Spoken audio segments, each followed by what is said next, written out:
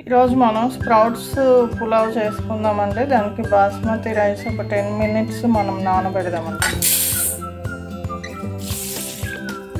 మనం ప్యాన్లో కొంచెం నెయ్యి వేసుకొని, ఇది నెయ్యి కానీ నూనె కానీ బటర్ కానీ మీకు ఏది కావాలంటే దాంతో పోపు వేసుకోవచ్చు.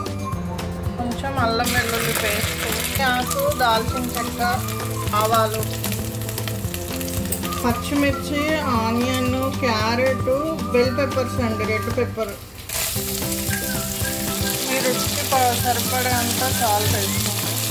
చూసారా పెసర్లు, స్ప్రౌట్స్ అండి. దీంతో మనం పులావ్ చేయబోతున్నాం. ఈ పెసర్లు కూడా ఇందులో వేసేసుకోండి. కొంచెం మెంతి కూర అండి, ఫ్రెష్ది. ఇందాక రైస్ నానబెట్టాం కదా, ఆ రైస్ ఇందులో వేసేది. ఒకసారి బాగా మిక్స్ చేసుకొని ఈ రైస్కి ఎంత వాటర్ వేసుకుంటుంది. బాస్మతికి కొంచెం నార్మల్ రైస్ కన్నా వాటర్ తక్కువ అండి. 2 glasses-కి 3 glasses వాటర్ వేయాలి. కొంచెం మసాలా ఎక్కువ కావాలంటే ఏదైనా పులావ్ మసాలా కొంచెం ఇట్లా స్ప్రింకిల్ చేసుకొని మిక్స్ చేయండి. అయిపోయిందండి, పెసర పులావ్ రెడీ అయిందండి.